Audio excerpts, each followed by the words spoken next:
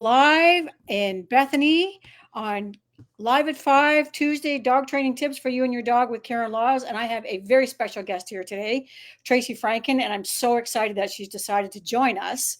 And also, I just have to say right up front here, folks, thank you for your patience because we are streaming this across multiple platforms. And this is the first time I've ever done this. So there's no doubt going to be some hiccups along the way. And there's already hiccups because I can't see anybody. And usually by now I see people coming in and typing in where they're at. So I do have my trusty assistant on standby. Thank goodness for good assistance. Because all I'm getting here is private chat and I want to chat. I'll invite guests, share a screen. Yep. So settings, I don't know what that is. Audio virtual. No, we got all that. Okay. I see something from Rahel. Yeah, we got all that. All right. Oh, there we are. There's Rachel. Hey. She found us. Yay. Welcome, Rachel. Good to see you. Mary. Okay, now I see the chat. Thanks for your patience, everybody, because like I say, this technology stuff is just, I've been wanting to stream across multiple platforms forever. And then, of course, in my usual way, I decided yesterday that we were going to do it this way. And my assistant was all over it anyways. She was light years ahead of me. And I went, oh, sure. Yeah, okay. So that's good. Hopefully we're going to see more. I usually have when I'm on Instagram, so it's showing up here on my channel, Instagram, and Facebook. It's showing up as I can't see the people that are in, but we're going to assume that there's some people here. So I already see. Thank you for entering the chat and letting us know that you're here. For those of you that are just watching, if I see you are coming in on Facebook, but those of you that are watching, I hope I've tapped into my Instagram. I'm just going to see if my assistant can check this. Okay, how do I know? Whoops. If people are watching. So it's super hot today and it's summertime. So I know a lot of people might be, at least it's hot here in Canada. Rahel, I hope it's nice where you are. Hey, Sally, good to see you. Thanks for joining. Interesting. Okay, this is good. All right, we're at 5:06 already. We're gonna be done here at 6 o'clock. We've got a ton of things to cover. We can cover as much or as little as everybody wants.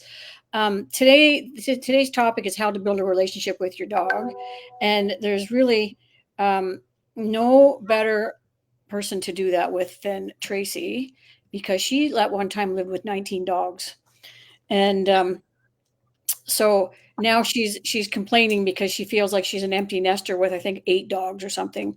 Okay. Oh, good. Okay. Thanks, Rahel. I'll let you monitor that because I can't see. I don't know. I can't see who's watching what here. So and I can't invite guests. I can see the chat, so I'm just going to leave it like that, and hopefully we're in there. It says I'm supposed to go into some different, but I don't think I'm supposed to type in a different link separately. Honestly, chat.restream.io. I don't know if I do that. I'm afraid I'll lose everybody. I don't know. Yeah, okay, there's that. And then there's /chat. See what happens. No, it says leave site. No, I don't want to leave site. Sorry. I'm not leaving the site. All right. It's hot. Okay. So post in the comments where you're from, or where you're signing in from, and what your weather's like there, because it is like stinking hot here. I was just saying to Tracy, I have a cottage, a lakeside property, and I came home. Hey, Debbie, thanks for finding us. I came home because it was so hot out there. I literally couldn't sleep. I don't have air conditioning out there. So I was happy to come home. And then today it rained all day. So I hope that people can find us. And I do have an assistant, like I say, good, that's watching, and she's letting me know if I'm making a mistake or not. So the other thing that's different this week over the Instagram way is, Mary says, okay, I'm going to just say this. Okay, apparently it's not streaming on Instagram. Let me just see if I have to see that. Edit events. Unable to connect. Okay. Let's see. Come back. Okay.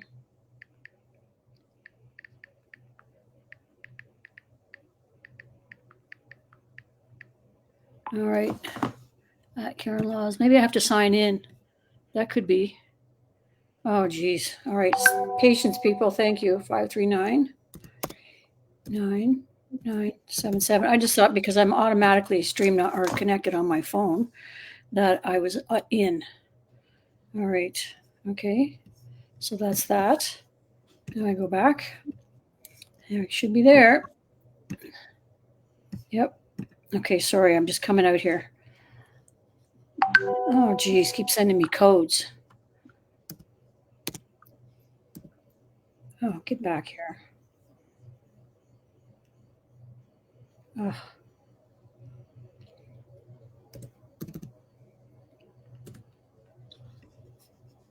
Technology. Okay.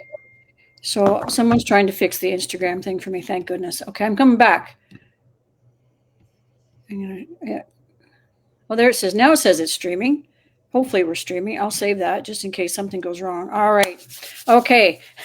That's it. Technical difficulties will be ongoing. They're fact of life in my life, that's for sure.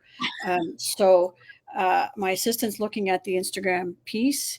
And so now we're going to get back to, all right, streaming on Instagram now. Okay. Thank you. So you can give a shout out to Vena, Vena. She's my assistant. And man, she is on top of it. If it wasn't for her, I'd be losing my mind. Oh, Otis. Hey, Caitlin. Good to see you. Otis is a dog that Judy O'Brien rescued years ago. You remember Otis, Tracy? Otis was the dog that with a German Shepherd that showed up at your place in Ottawa, in Arnprior. Remember, dragged both of us to the truck. We opened the door. We're both hanging on to the leash, and he was gone out the door. So that's his new owner. They've been together forever. So yeah, nice. A dog that wasn't adoptable. That's amazing. Yeah. Sally, Burlington, same here. We've had thunderstorms and humidity all day. Still warm in Hearst. Holy smokes, that's crazy. I saw some people. Hey, Kathy, good to see you. Thanks for joining in and joining from Switzerland. I so love that. What's going on over there, Ray? We need to have a session over there. Good morning. Good afternoon, Hope. Yeah. Hope for your dog. Oh, in Ohio. Thank you. Yeah, technology is not my thing. But I managed to get by. So I hope he's calmed down by now. Good grief. He wasn't, you'd have to be, you'd need a hero's badge because he was pretty good. All right. So this week I've been away for a couple of weeks. What's that? He was the one that we did the whole thing on fulfillment and because he loved to tug and stuff, wasn't he? I think he was. You might have, that's maybe where we started because I brought him back I think I brought him back, but I just remember. Oh, I'm so glad he found a home. Oh yeah, he's been there for. Put him in the back of my truck. He rocked the truck all the way home because he never settled down, not once. I love that. Yeah. So yeah, he's got a beautiful home. He lives in the country. I think he's got a friend now. He's got a lab housemate. So yeah, he's everything. It's amazing what happens to a dog when you have a stable environment and calm people that are committed. And you put all of that together, and actually that's a perfect segue to lead into what Tracy's going to talk about today. We got some excellent bonuses here for you guys that are watching live. I've been away from the lives for a few weeks and doing a couple of things, traveling, but also looking at ways to reach a broader audience rather than just Instagram. And thankfully, Restream has finally changed their platform so we can stream to both Facebook and Instagram and soon YouTube. So that will be, it's a struggle. That's why, like I say, I'm sitting because I'm not in my regular office because I don't trust my Starlink satellite dish when the weather is so unstable. It tends to drop off when you least want it. So we're in the house closer to our main system. Doesn't mean it'll be any better, but I just have more confidence in that. Yeah. So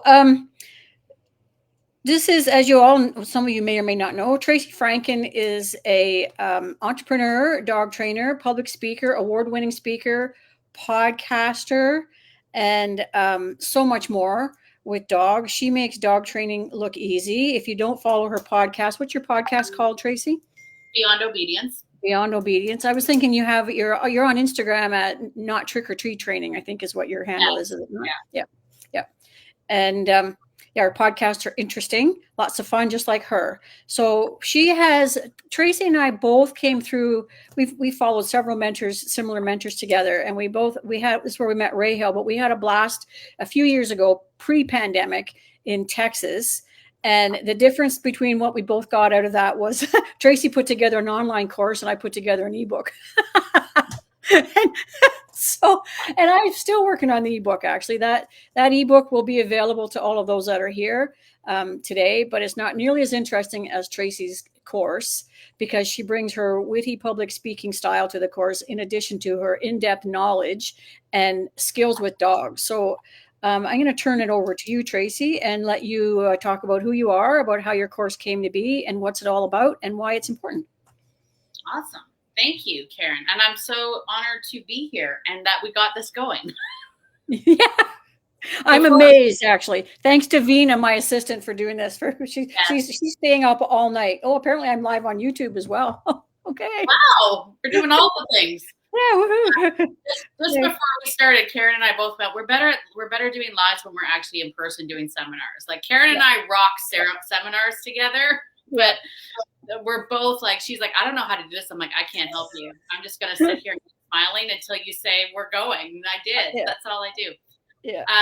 But anyway, thank you, Karen. Yes, I loved and hated our experience together. I think in Texas, which is where all of this came from, and I'm so honored that it came through this way because I had been struggling prior to going to this course, doing all of the dog training things that I was doing. I was doing board and trains, and I was doing all of that, and it just really seemed very disingenuous to me because when I would teach people things, I would go back into my own house and I would think, I don't do any of that with my own dogs.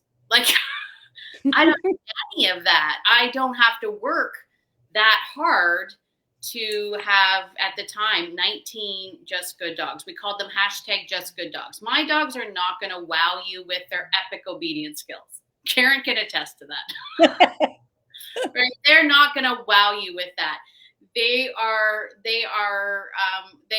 My Noops recall is when they feel like it. You know, like if I'm heading the same direction as my dogs and I say, can you guys come back? They're like, you're coming this way anyway. We'll just wait. And I'm like, no, that's good enough. As long as they're not running away from me, that's kind of the bar that I set. And so there was this sort of, this disingenuous feeling that I had when I was training people, because I was like, yeah, you have to do this and teach this and do this and all of these repetitions. And then I would think that's not what I do. And so when I went to this program in Texas and was put with that husky for 9 days, I came back with such a sense of feeling like, oh, now I get what it is that I do that makes it easier for me to not have to work that hard. Like that was the aha moment for me. It came that, I will say this, it came from that and also my work with horses. I also took a lot of courses with natural horsemanship. So the ability to work with, prey animals versus predators and all the work I did with horses. But I came back from that and I was like, this is what I need to teach. It's not meant to replace obedience. It's not meant to do this, not that. That's not what this is about at all. This is do this and everything else will get easier. Understand this and all of a sudden all the other stuff becomes easier. And that's where my course Relationship Remedy really started to blossom. And I really started to double down and focus in on that aspect of that space between dog and human, right? That's where I like to live, right? There's some people that focus on, the dog. How can we fix the dog? How can we stop the dog? There's some people that focus on like the human, and then there's like me, I like to play in that space in the middle and really try to get that connection between the human and the dog. And when you start to see the world that way, it literally helps open up everything. All of a sudden things become easier. So I've always loved your line, Karen, see the world through the dog's eyes. Mm-hmm. And I've always enjoyed the idea of allowing people to be present for that. I stopped doing my board and train simply because I love seeing when the people get it. Like I love seeing, like it's the connection between the dog and the human. And when the two of them connect in a way, I still to this day, I've been doing this for I don't know how long, I still get goosebumps when I see it. And you can tell when the people feel it. They're like, "Did you see that?" And I'm like, "I did see it." It was, like he looked up to me, and I really felt like he got it. And I'm like, "Yes!" And like that's how I am in a weird geeky way. So I kind of stopped doing all the other stuff, and I focused just on this relationship stuff. So, and it's an interesting contrast because when we came away from that program, I was not that far out of the competition world training retrievers for field competition. And I too had a husky that had absolutely zero connection with people. Yours had too much connection and mine had none. And so I was doing all the things I would do in my competition dogs and I was getting literally nowhere. I put a pinch collar on her and you would think I killed her. Remember, I put it on and she just like, what did I do wrong? And so what I took away from that course was the same thing as you and applied it in a different way. It was, to me, it was that there's both sides of it here. It's to how to think differently. Now I think differently. And as I said to people, you come away, that was Nelson Hodges that taught that course, by the way, for those of you that don't know, we're not talking in code here, but it was, you think about dogs differently and you give them, and Nelson's line was always, they are thinking sentient beings, and you give them credit for that. And so many dogs we see in the world, and we see them with the owners too, they don't have that connection and they don't see them that way. And sort of once again, opposite to you, I prefer to do board and trains because I get to see the potential of the dog from that perspective first. So I know it's there, and then my fun is transferring that to the owner. So I do my board and train basically is my whole private program plus a board and train, for those that want it. So that is the magic moment when I call it the aha moment, and the lights come on. I like it when the lights come on and the dog, I go, okay, now we're there. Now we're home. Now we got to get the lights to come on with mom and dad. And when that happens, it is the magic moment. So tell us, Tracy, what's the one thing, I'm asking the questions here. I don't see any questions coming in yet. So if you folks have questions, type them in the comments. I've got the chat open and I'll see the comments. I'm just not seeing them from,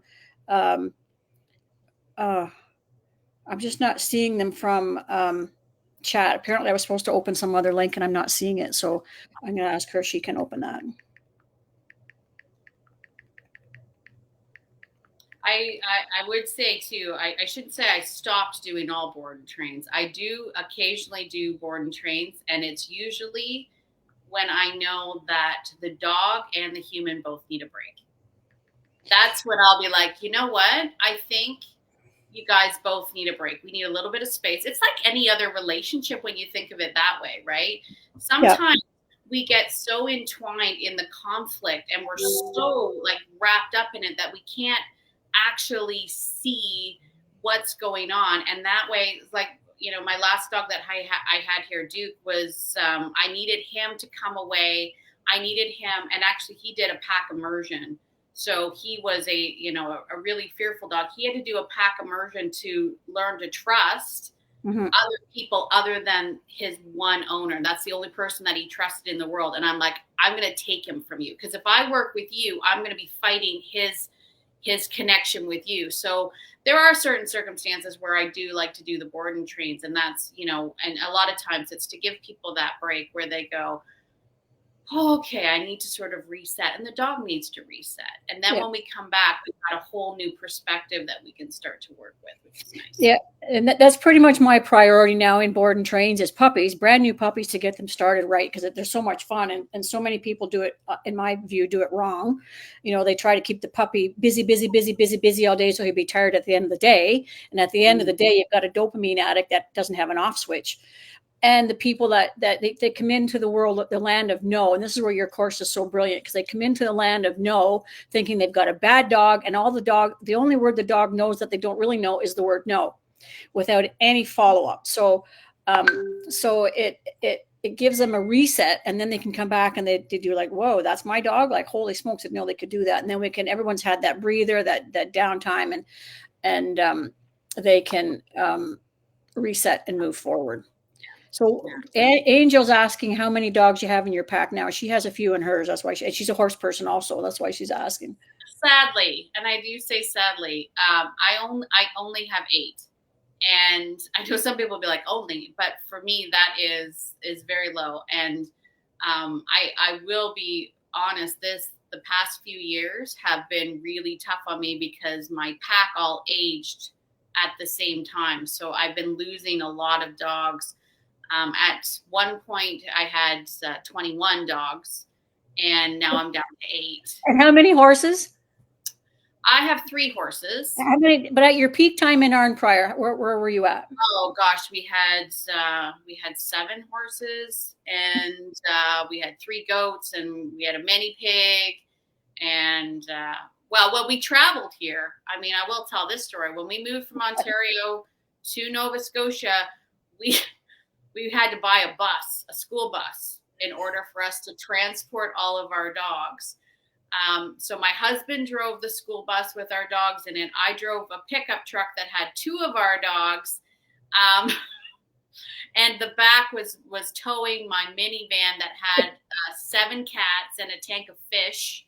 And the back of the truck, it was the most ridiculous thing. 2-day drive. Let me tell you all a story about a man named Jed, poor mountain. It was the Beverly Hillbillies, like what's that family? The Clampets. Anyway, the Clampets. Yeah, we had such a long drive, but yeah, we had the 3 goats and a mini pig in the back of the truck, and people would drive by us on the highway, and they drive by, and then they'd slow back down and be like, "That's just what you're seeing. Move on. We're moving." Yeah. All right. So I've got I'm sorry I apologize to the people on Instagram. I can't see you, but luckily my assistant's here and she is sending me your questions. And Mike DQ773 says, how do you feel about these doggy boot camp places? And Laura GER seconded that same question. And I think we did talk about it. About doggy boot camp, meaning, I'm assuming, Mike, you mean a board and train, just like we just talked about. And I like them, and Tracy doesn't. I like them because it gives me a chance to see inside the dog's head and recognize what it's really capable of, and then work with the owner. And Tracy, what were your thoughts on that? My thoughts are, I mean, I like them if it's. I don't think every dog needs a board and train. No, I agree.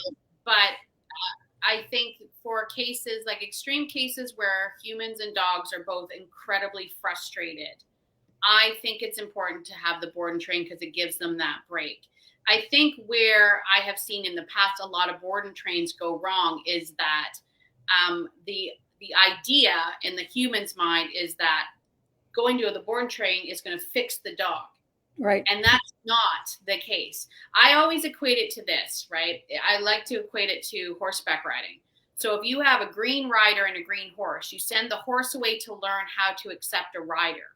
If that horse comes back, but the rider hasn't learned how to ride, you're still going to be in for a heck of a bumpy ride, right? Mm-hmm. Both parties need to learn the skill set to get them back to have a fluid, transformation. So I know a lot of people, I think, get into this headspace of, someone else can fix the dog. And what I can tell you in a lot of cases is the dog isn't broken. The dog is being a dog. The dog is perfectly well adapted at being a dog. They're just struggling with functioning in your environment. So once we get the dog set up, we still need, that's where the biggest amount of work comes, is when that dog goes home, because that dog is going to go back into the regular patterns and routines that they're used to. And if we don't have a trainer that understands that we have a lot of work there to do, that's where people can get kind of disappointed with the results because they think it's going to fix them. Right? Yep. There's no quick fix. There's no magic pill for anything. And the purpose of a board and train, Mike, to get back to your question, is to do that brain reset. But the dogs will develop new habits. But keep in mind how the dog brain is structured, that existing and that old mindset is still there. So we just pave over top of it with new thinking. But then we have to pave over top of the human's brain so that they have new thinking. Because if we don't, everything's like an elastic band. It's way out here. And as soon as they go back home, boom, it goes right back in. And that's one of the reasons why in board and trains, if I can, I like to take the dog home. Because otherwise what I've seen happen time and again, like deliver it to the home and work with the owners in their home, because what happens is they'll come here, the dog's perfect, this is his environment, even any place I take them, they're fine. But then they get home and all those old skeletons come out of the closet. And Rufus across the road, who's always lunging and barking at Fido when they come out, he's going to be barking. So mom gets out of the car and right away she's tensed up on the leash with a pinch collar on, and the dog goes, oh yeah, this again. And he just comes unglued right away. It can happen in a matter of minutes. So there's a whole pattern that has to be reestablished. So before we move on here, I just want to, we're going to talk about a lot of stuff here. We're running out of time really quickly, but I got some questions showing up on Instagram. We got a couple of questions, and all of these questions, in my view, can be addressed by that building that foundation. And what's the strongest foundation? What's the number one concept in building a foundation with your dog is what? Relationship. Relationship. Yeah, building your relationship. Like we say to people, always say, particularly I teach dog trainers, through my hybrid academy, and people say, well, what business are we in? We're in the dog business. No, we're not even in the people business. We're in the relationship business.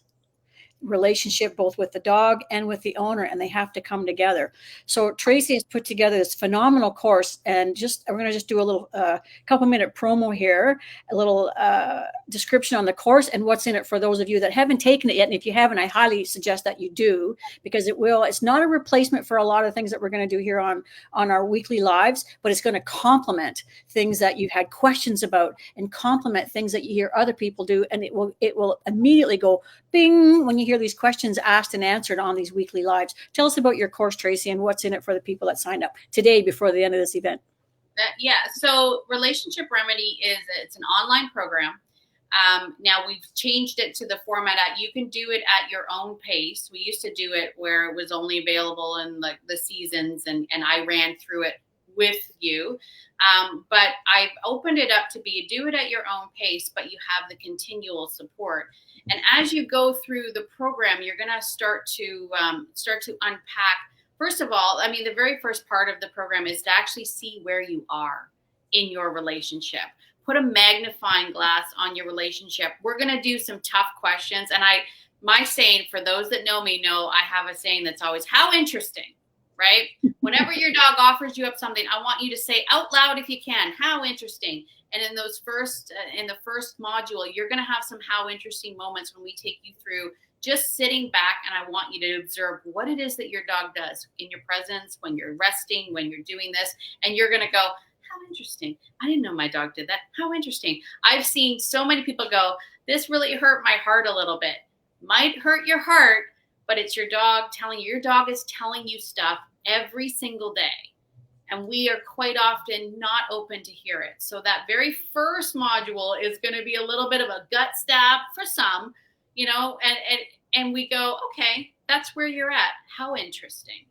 And then after that, we start to get to work with actually seeing the dog. And we break everything down into, let's talk about your on-leash relationship. Let's talk about how you're handling the leash. What kind of pressure are you putting on? What happens when you move back, when you move forward? What happens when you tense up? We're going to start to let the dog tell you exactly what they are feeling, so that you have a crystal clear idea of who this dog is. Because I can honestly say, for me, and I'm sure for a lot of trainers, but for me, when people put up a question, they'll be like, how do I get my dog to stop doing this? I will literally look at them and go, oh, just tell them not to do that. There's a question here from Agnes. Agnes, I can't pronounce, Sangle P. It says, how can I stop my dog from sniffing around while walking? And you're nailing it. You're hitting it right on the car. Well, don't do that. Just don't let him do it. Just don't do that. Just don't do that. Like that's so, and for dogs like that, for that particular situation, I would actually say, well, let's see, what is he sniffing? How much is he sniffing? What's going on with that?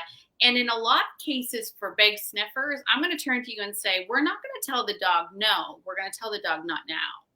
It's a mindset shift for the owner. It's also a mindset shift for the dog, right? When we say to a dog, don't do, no, they end up becoming more like contained, and then their life becomes smaller. we're gonna switch that around, and we're gonna say, hey, if you've got a big sniffer, let's find some really fun games that you can do. So the dog goes, oh my gosh, I not only get to sniff, but also my owner is sniffing with me. Oh yeah, people think you're nuts. So I do that all the time. It's a wonder people haven't called out the white coats. Right? On the I street. know. I do it in the comfort of my own property when no one's looking. I do it on the street. But the other part of that is you teach the dog that as I say to people, leash walking is inherently boring for dogs. So when they know that there's a chance along the way, every so many minutes, you're going to break it up with a free sniff adventure, then you become a lot more relevant to them. Yeah. And that's what. Yeah. And creating games outside of the walking event, I think has been like very beneficial. So, we have, because we always have agendas, right? People have agendas, dogs don't.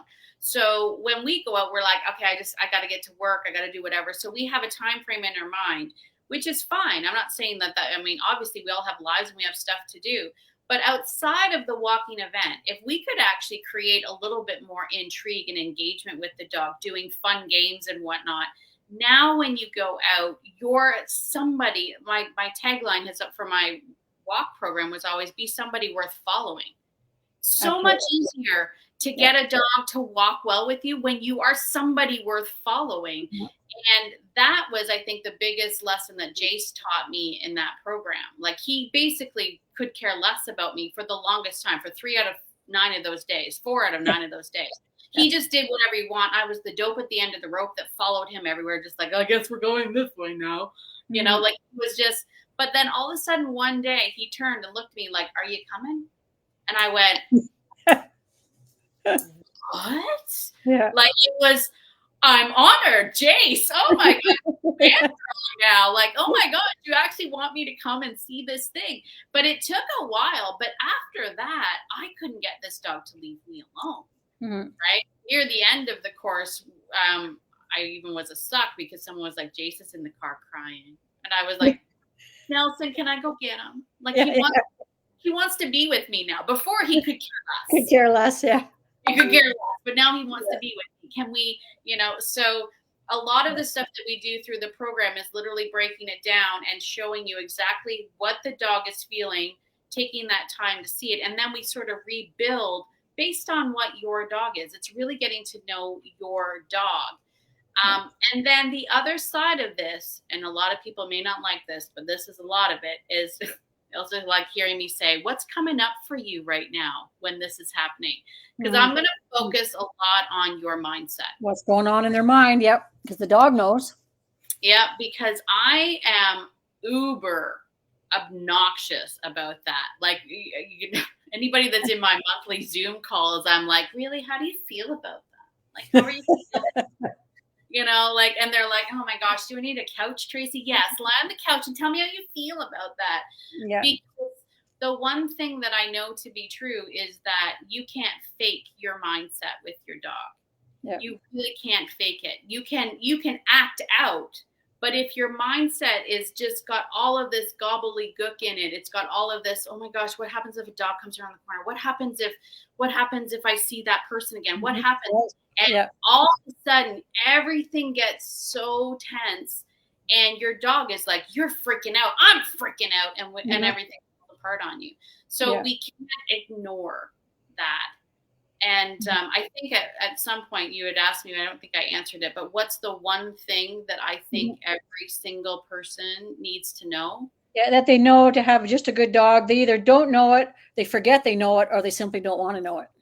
Yeah, the one thing I would say is that you, human being, are enough. You're enough for your dog. You don't need fancy gear and all the fanciest stuff and all the newest technologies. You don't need that. You are actually enough. You are the most influential person in that dog's life. And I don't think that many people recognize how influential they are. And that if we were to shift your mindset and shift everything about that all of a sudden, as I say, I had 19 just good dogs that have no obedience training. And I don't say that to boast, as in like, I was the plumber with the leaky faucet. I just didn't have to. I had 19 dogs. Who has time to train all those dogs? But they were still just good dogs. I can take these dogs anywhere. They're calm in the house. They know exactly what's expected of them. They are good with people. They're good with other dogs. They are just good dogs. And so can you imagine if I did do the obedience with them? Like, wow. That's why I always say, if you marry these two things together, if you marry like the relationship remedy course with what you're doing, the results are explosive. Exactly. Right? Yep. And as Sally says, you don't need 1,000 toys. So for those people that want to marry the relationship remedy course with what they're doing now, the link is in the chat all across all platforms. It's there. It's in the chat. So just go down the chat. And if you don't have it, send me a DM and I will send you the link because we have a very generous and very special promotion for those of you that are on the call today or that get a chance to listen to the replay today. That's before midnight Eastern time.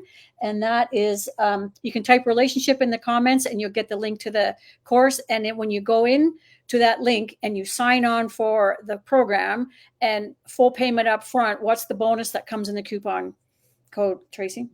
You'll get $250 off. Wow. Just for my Karen Laws Live peeps. There you go. So that's only for those out here on the live and that watch the replay up until midnight tonight. It goes away after midnight. You can type relationship in the comment and you'll get the link. And when you sign out in the coupon code, put live in the discount code. That's the code that'll get you your $250. I think that's pretty cool for all of this cool stuff. Not only do you get the course, but there's all of your Zoom calls, all of your Facebook lives, anything that you've done extra is in that program as well. So there's a ton of information going right back to when you first created the program. So you can see not only the info, but the evolution. All right. That's a little public service announcement. Back to the regular scheduled program. We'll come back to that though before we go. On another question from Instagram, Mom of Brandy's, my dog is barking on every single dog when we walk. She's not aggressive. She's just looking for attention. What should she do? She's so embarrassed. I know what I do. I just keep walking. I just say, we're not doing that right now. Let's just keep walking, depending on where the dogs are. But I basically, my approach is, first of all, like you explained, Tracy, she's tensing up because she sees a dog. So the dog is already getting the message that it's supposed to bark. There's some kind of a subtle reward there. And she's maybe stopping and waiting to see what's going to happen. And then, of course, the dog barks. And you go, see, I knew it. My solution to that is always, first of all, you've got to be proactive. The dog is counting on you to do what needs to be done. It's on a leash. It has no freedom. You have the ultimate decision in what's going on. Just keep moving. Until you get out of there, then you can praise the dog afterwards. What's your response to that? I agree with all of that.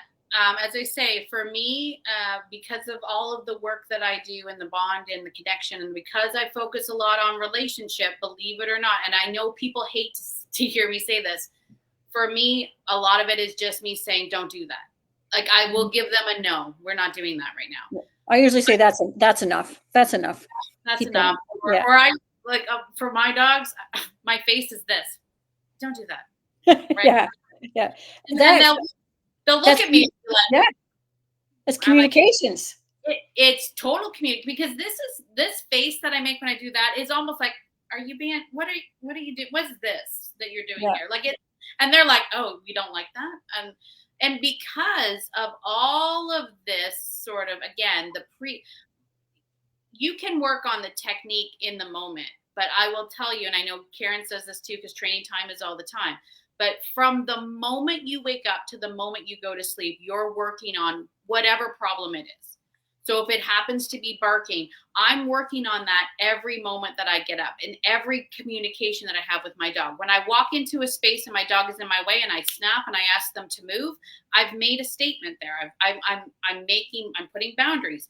I'm asking them to listen to me. When I say yes to them, when I get excited for them, when I go, this is when we're getting excited, That's me saying this is a yes. So their yes and no in their daily life without the stimulus, without the walk, is easy for me. So when I transfer that to now I'm out for a walk, if I go out for a walk and my dog starts barking, I'll go, hey, don't do that. Yeah. And it's literally me going, don't do that. No. So that's the all the other work that you can do to help that. In the moment, that I would do exactly what Karen says. I would just keep on walking. We just don't do that.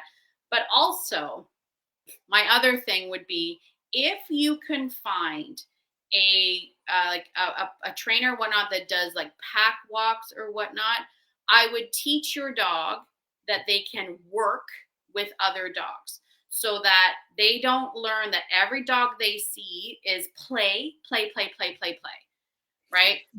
I would invest in, like, we go for a walk with someone else and we're working. And that walk is about, we're going on a ritual of migration without anything else. My dogs, the reason why they do not react to any other dogs is because these dogs have done so many pack walks. They've walked with so many other dogs. They know that when I'm walking, I'm working. Mm-hmm. When I'm walking, I'm working. Walking is working. When I take their collars off, when I get home and I take their collars off, we go in the yard and my body language changes and we start, like, we get the ball, we start playing. That's playtime. Yeah. But when we're walking, we're working. So we used to always laugh because I had a bunch of Newfs. Like, I had 12 Newfs at one time, and we would walk 6 or 7 of them at a time. And they would be the most serious looking dogs. And I'd be like, when we're walking, we're walking. That's what we do. We walk, right? Just these big new faces, just like. And so I had dogs coming out at us. Like, we had the same thing with off-leash dogs coming at us, and my dogs would not break. And I'd have to stand up and slap the ground and send dogs away because my dogs are working. You do not disrupt my dogs. So there's a mindset shift for the dog that, when we're connected on a leash, I want you to default to focus on me. We're not really worried about all this stuff. Totally. My Malinois is the same, where people say Malinois are so tough. They're not tough. I mean, he chases squirrels all weekend long at the cottage. I put him on a leash and we go for a walk and he sees a squirrel and he looks, I go, no, not right now. Okay. He just keeps walking. I guess I can't have that one. And the same thing with dog. That's where I think dog parks are such a scourge on a dog's mind, because people all stand around. They don't migrate. They don't move with. They just send the dog out. And then the dog thinks, every dog thinks that it should do the same thing. I want to get back to the questions. Angel had a question here about, I think I missed Debbie. You had an earlier question about your Aussie Shepherd. Let me scoot up to that. Okay. Hey, Debbie. Yeah. So Angel says, in a pack environment, I don't know how I can get rid of that. I got to shut that off. Go away. Her question just moved out of the hide. There we go. Out of the question thing. There we go. Okay.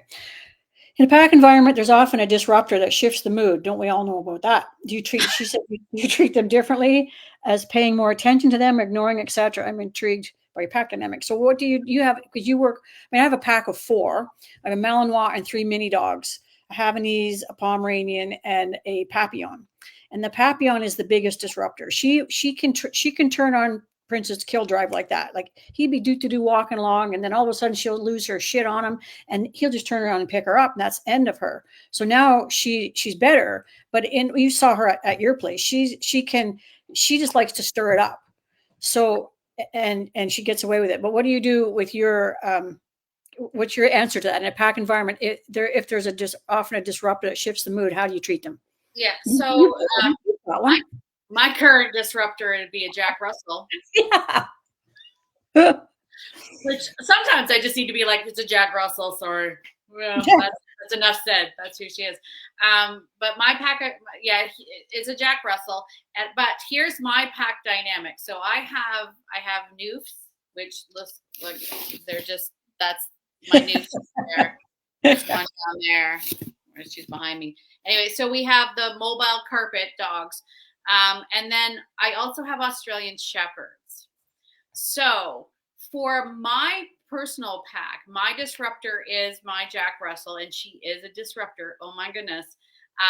But I actually allow my Australian Shepherd to quote unquote control her under the umbrella of my Aussie has to always default back to me. So I've worked really, really hard with the Aussies because the Aussies are chaos controllers, right? That's their thing. And I literally put a little tornado into my pack. So it literally was, I mean, I should finish it. I actually followed Nike's journey when she was a puppy. And I did say from the get-go, I'm like, Rue, Remember that? Yeah. my Australian Shepherd's gonna be the problem. And I have been watching her, but she's fair. She's incredibly fair. So I let her do her thing to, to do the controlling. I don't have a high prey drive that's going to ignite anymore. I lost my prey drive dog. Mm. So my pack has shifted that way. So I make allowances, but all of my dogs have to default to me. So if I say, Exactly.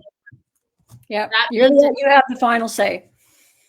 and I think I just posted that video in Relationship Remedy where I was talking about, I was bringing up another dog and I do the introduction where I was showing it. And I actually said Rue was my female. It was female to female. And I was like, how interesting. This is going to be, this is going to be interesting. And then my male Australian Shepherd poked one of the dogs while they were intense. And they started going, ah! And I went, hey! And they stopped. Yeah. That's all it was. Yeah. Right. Yep. So Same thing happens there. And that's the relationship part.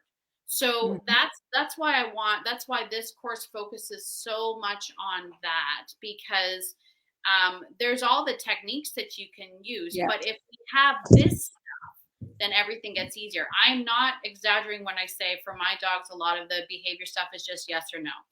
Mm-hmm. They offer me up something, I'm like, don't do that. Honestly, like that's embarrassing. Don't do that.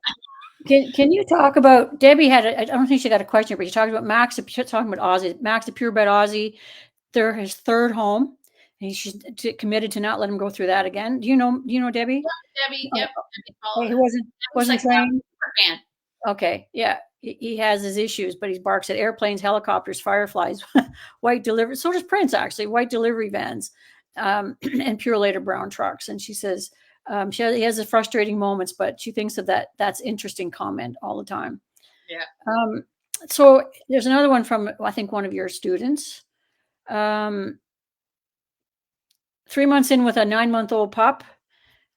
She doesn't know what to teach him first. So she says, we worked on sit, knowing his place, bed, mat, blah, blah, blah, thresholds, weight, safe pool, and just meshing with our life. He's still fearful of new experiences.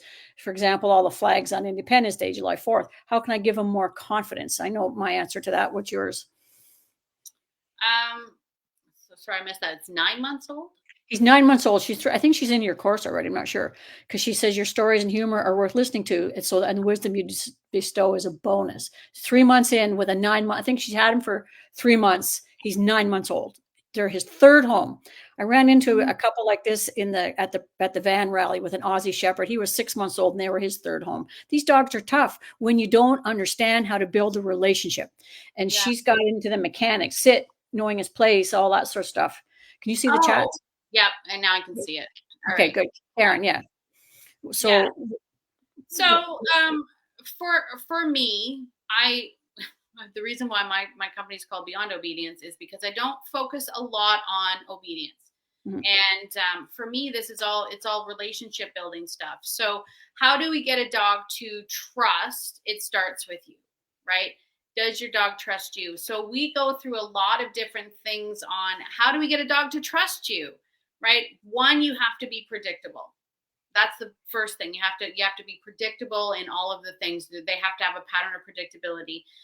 But for like a 9-month-old guy that's fearful, I'm actually going to be doing a lot of I go first, right? If you don't like this, I go first. We talk a lot about this and this idea of, instead of asking dogs to do stuff, show them, right? Mm-hmm. Do it, be a part of it, Leaders go first. Yeah. Be a part of that experience, because now you've got a dog that's like, okay, well, that flag didn't kill mom. So maybe it's okay. Right.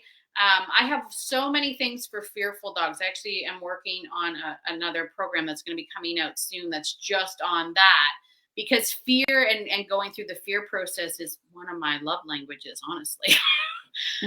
So I have lots of criteria about, fear of inanimate objects, fear of people, fear of dogs, and how we build trust. But the long and the short of it is we want to work more on trust me. So we're going to start in areas where he is confident. We're going to get him to do some things. We're going to build up the confidence. We're going to let him retreat back to his comfort zone so he can absorb those things. And then we're going to build out from there. It's great to teach him stuff. But like for me, I would be getting him to, like, if we're working on place, what if we placed on a log? Like, what if we went out and we did place like someplace else? Like, what if we started to build out from there? So, fear is like a longer answer, but it starts with you. Trust me. And then I'm going to show you that things are going to be okay. I like to do a natural approach and retreat for a lot of things. I like dogs to figure out fear responses on their own without bribery. And so there's a whole system that I have for that. Yeah, same here. And if fearful of new experiences, one of the solutions is more new experiences. Yeah. On a graduating scale. Like, you don't just throw them in the middle of the 401. Yeah, you layer them, but on a daily basis almost. Yeah. All right. Okay. So Caitlin is asking here on her 14-month-old puppy. At 14 months old, that's not a puppy. It's a dog with adult brain. Doesn't travel well in the car.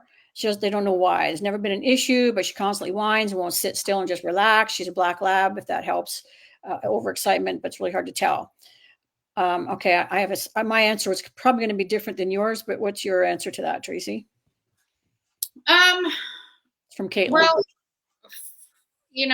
car stuff for me, again, a lot of times when we're talking about cars, like, is the dog free in the car? Does the dog have access to run around in the car? Because if that's the case, then my first thing would be, let's get our dog to be calm in a crate. Yeah.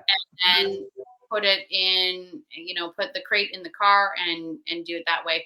Yeah. If it's just that the dog is excited because we're going someplace, if it's a lab, like, we're going someplace, allowing them to sort of move and do all of that stuff is going to just keep the dog in that heightened sense. So I'm all for confinement. And that starts at home, like, get them comfortable in their crate at home and whatnot. But I would probably be reducing the amount of real estate a dog has, especially in a car that's dangerous. Yeah, I either put them, there's so much resistance to traveling in crates, and some people don't have room for a crate. I took Pippi, my Papillon, to Cape Breton and back, and I had her on a Kurgo TrueFit safety harness in the co-pilot seat in the front with the airbag disengaged. But for that exact reason, I don't want her moving around. My Pomeranian got out of that harness and, like, lickety split, nothing flat, because she just can't be contained. So she's never going in the vehicle. And I put her in a crate when I do, because she's ridiculous if she's not. She's just ridiculous. She's dangerous. So, what happens with in Caitlin's case with the lab, there's a good chance that people often do that. Oh, it's okay. It's okay, Violet. It's okay, Violet. Just stop it. Stop it. Stop it. Stop doing that. Just be quiet. And it gets about, you stop doing that. So the energy elevates. But the point is, it's constant attention to the dog. I would either tether them so they can't move, or put them in a crate and say nothing. But before that, I would do something with them that involves go to place, do some structured walking, do something that gets their mind out of that excited state. And then when they go in the car, that's their rest time. And a crate would be ideal if you have the room for it. Yeah, like, my Noofs aren't crated in the car, but they do what they're doing here. They just sleep, right? They just sit down. But you bet your bottom dollar that Jack Russell's in a crate.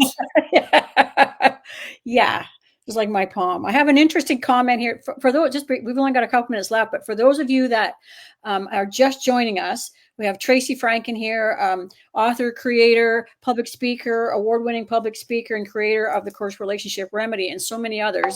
We're talking today about how to build a relationship with your dog so that you can have the life that you want with them. And she has a fantastic course based on learning and teaching from not only Nelson Hodges, but so many others, and an experience of living with 19 dogs herself, plus horses and pigs and goats and cats.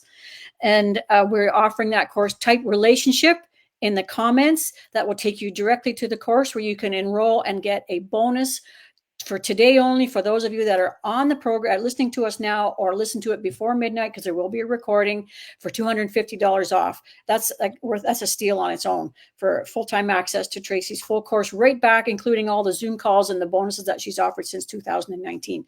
So don't forget to enter that. I have an interest. Before we do that, I also want to mention too that the course does come with like monthly Zoom calls. And yes. The Zoom calls are probably my favorite thing in the world, because when COVID came about, we started utilizing video. And as much as some of the members in there might not like it, I get you to film everything. But the filming of things allows you to step outside of the picture and see what's happening, and we can pinpoint so many things, and we've learned so much from other people's videos and whatnot.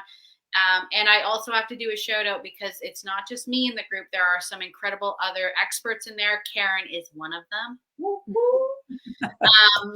There to also help assist. And that's the reason why I love it, because one of my mantras has always been, in the dog training industry, I have why can't we all get along? We're not here to compete. We all have different experiences, and we can actually, better serve our audience if we stop fighting with one another. So the experts in the group have a wide variety of different experiences that can also help with all of the members in there, which is why I love it. It's a beautiful community, and I love. It's my favorite thing. Yep. And that one-on-one and peer teaching is so valuable. We do that in my dog trainer training academy. And it's my line is always, all ships rise in a rising tide. And when I started that academy, similar to you, people go, why would you do that? Why would you set up for competition? In my opinion, you can have a dog trainer on every corner, which there almost is. And people, and the good ones are still going to be busy, right? You're still going to be busy. So, all right. So one other comment here I thought was pretty interesting from Susie here on Instagram. She says, I love the relationship I have with my pup. I love her. She loves me. She trained me as much as I trained her. And isn't that how it works? Yes. She says, is it okay to feel equal? Yes, absolutely. That's actually what we want. I mean, I talk a lot about leadership and whatnot. Leadership is important, and people will sometimes frown upon that word.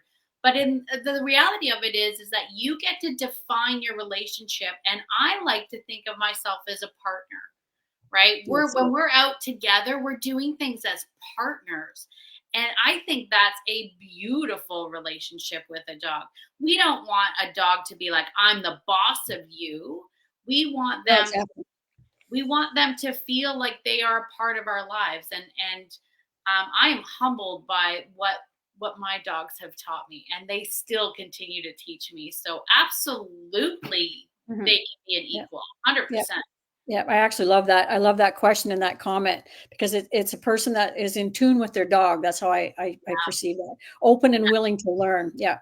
Love it is. Yeah, it is. So another one it's like Sally typed in relationship, which is good. She asked a question, but similar to Nelson's RBM, which she took here. And it's similar, but so much more, as you just heard. Jay Turner from Texas. What's the best thing to do with puppies who are having an issue with submissive peeing or excited peeing? What do you say to that, Tracy? Well, a lot of that has to do with energy and that sort of thing. So we try to keep everything really, really calm with the submissive peers. Yeah. I don't do like the, oh my gosh, which is really hard. Not just for you, but it's hard for everybody that they meet, right? What does everyone do when they see a puppy? Oh, we get this like high pitched excitement, and we almost get that energy. So when we consider that submissive peeing is really about energy, we want to try to like keep everything sort of lower key for them until we start to build up that confidence and that pattern of predictability for them, where they start to feel like, I'm coming into my own, right? I'm starting to feel like I know what I'm supposed to do, that kind of thing. Mm-hmm. Yeah. And sometimes it is hard to not get excited about them. It's also hard to not get upset with them when they do that. I just what I find in the long term, if you just maintain a calm energy, because energy matters, ego matters, and emotion matters, and you need to keep those all in check, particularly with a dog like that. And if you just ignore it and take them outside, go and do something else. It will go away. The more you, the more you focus on it. Oh yeah, Prince is on his baby bed over here. He's laying on a baby. See, he goes and lays on the puppy bed. He's laying on a puppy bed. But the more you can basically let them know that everything's calm, and don't hover over top of them. That's the other thing. People tend to hover over top, and a submissive peer will squat and pee when you do that. I just wanted to touch on one thing that you mentioned earlier before we're actually over time here. And thanks for staying on, folks. People usually drop off fairly quickly after 6, but I think this is pretty interesting. So people are sticking around. But one comment about the word leadership, when you mentioned it's sort of falling out of favor out there, you're absolutely right. If you mention leadership, pack leader, or be the leader, the people who have this, here we go, the people who have nothing else to do with their time and absolutely zero knowledge about dog training will say, oh, that myth was debunked a long time ago, we're science-based and it does this. Wrong. You put together a group of 19 dogs and you will soon find out that one is the leader, and the next day a different one is the leader, and maybe the day after that a different one is the leader, and it just depends on who's interested in what.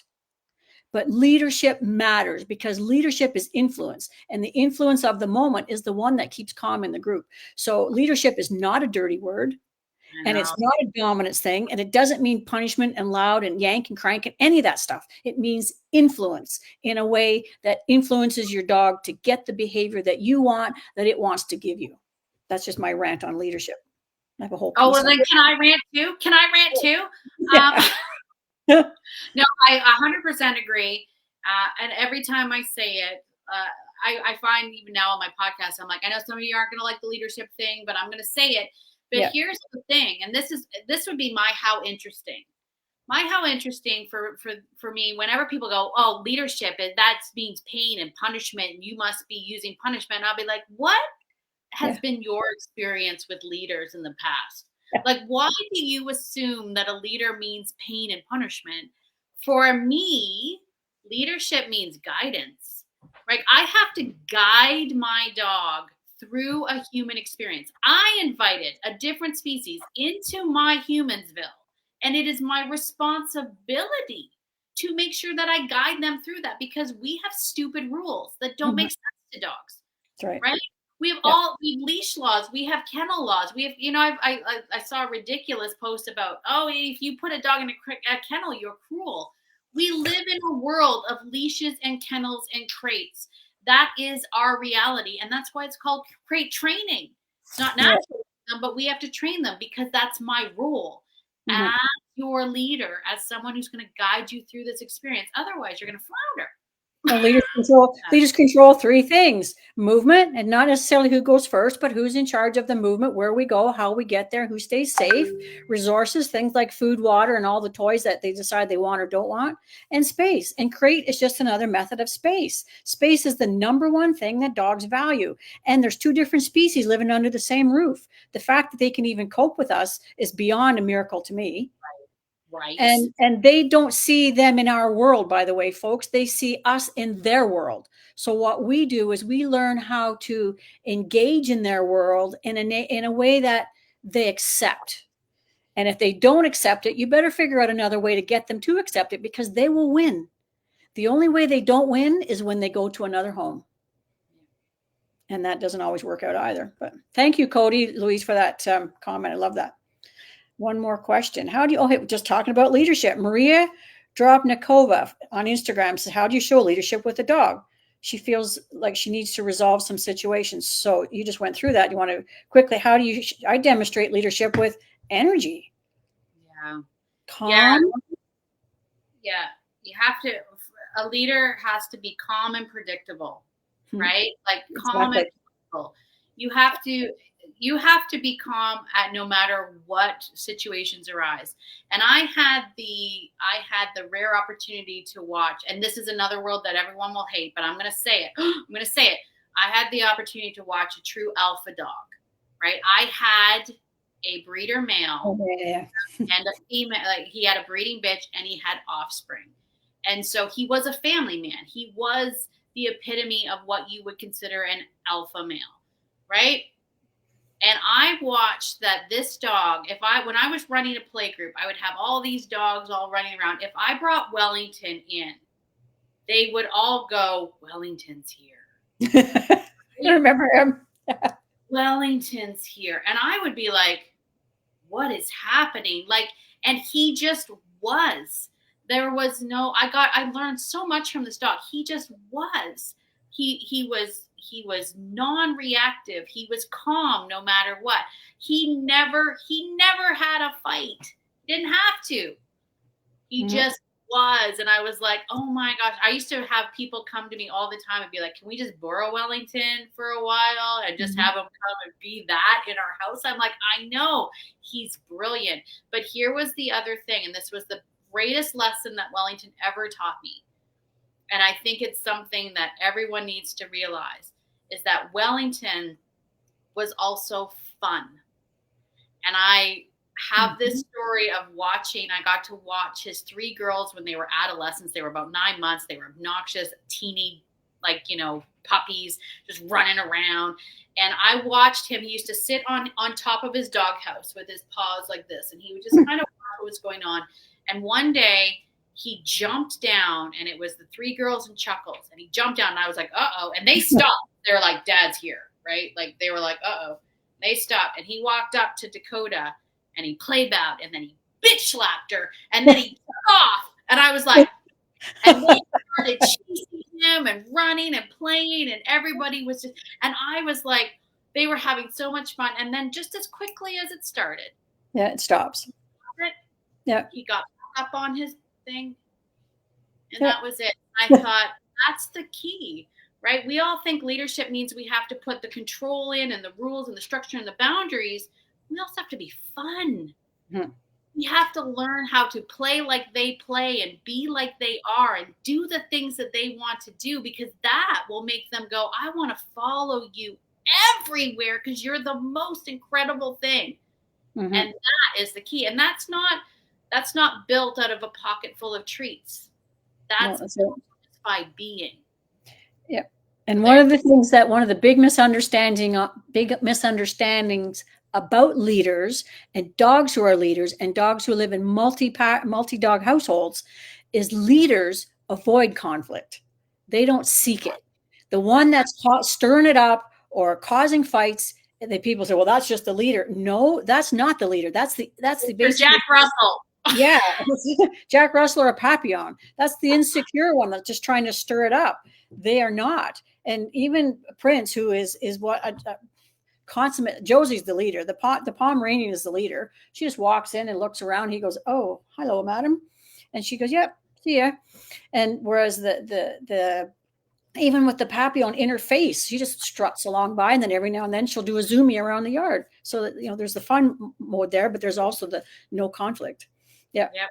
Are there any other questions? For those of you that haven't already, please, if you're interested in Tracy's course, type relationship in the comment. You'll instantly get a link to it. And don't forget, when you enroll, to add LIVE, L-I-V-E, into the coupon code to get a massive $250 discount just for joining us today on the Instagram, on the live event. It's no longer just Instagram Live. It's across all platforms. Woohoo! And watching the replay until at midnight, that offer goes away. So if you know someone that's interested, share the link with them. If you're interested yourself, please go ahead and track that through Type Relationship, and you'll get the link. I think Maria says she feels like her dog feels like she needs to solve situations. And I want my dogs to solve situations, but if I see it going in the wrong direction, then I'll interrupt it. That's what leaders do, interrupt it. For sure. All right. So, is there anything else? Angel says, thank you. Thanks for joining, everybody. There will be a replay, and this will be going on my podcast, probably on yours too, when the recording comes out. And I think we should probably do this again. I know. We're so much fun. We are. I mean, that's literally my last sales point. Wouldn't you just like to hang out with like me and Karen on monthly Zoom? I mean, why not? We're fun. Exactly. There we are. Yeah, when I went to see Tracy a few weeks ago, I hadn't seen you since. Actually, so here's another question though, before I finish that story. Tracy alluded to this earlier. We had an event that she organized, and she found it called Trainers United Summit. You'll see it. There's still a Facebook page that's active there, an Instagram page that nothing ever happens on. But we had those in-person things, events that were fantastic. And I think if they were to come back, they'd have to be in a kind of a different format, more of a roaming roaming type format because we did do well together. They were fun. Touched the know. whole. We went from horses to people, personalities, the whole gamut. It was such a Yeah. riot. So anyway, and when we reconnected in Nova Scotia, when I was there just a few weeks ago, it had been how long? 6 years at least. 6 years I've been. Yeah, and it was like we were just picking up where we left off, and it was hard to end the conversation. No, I had to turn to my kids and be like, "You guys can leave the table because Karen and I are just gonna dog nerd geek out here forever." And we did. And Tracy's kids are like invisible. They just go, and all of a sudden you look up, the kitchen is spotless, the dishes are all put away, leftover food's all done. And then everything's clean, and we're just still talking. I have just good dogs and just good kids. Exactly. Yeah, but they don't happen by accident. No. So. Yeah. Anyways, folks, we will be back here. I don't know whether Tracy will be here, but I will be back here again next Tuesday live at 5 for dog training tips and behaviors just for you. So be sure to join us. Thanks for joining in, everybody. Thanks, everyone. Now the question is, I don't know how to end this. We're doing an all-nighter. There we go. Yeah. All right. I think we're off. Oh, I don't know. End stream. There we go.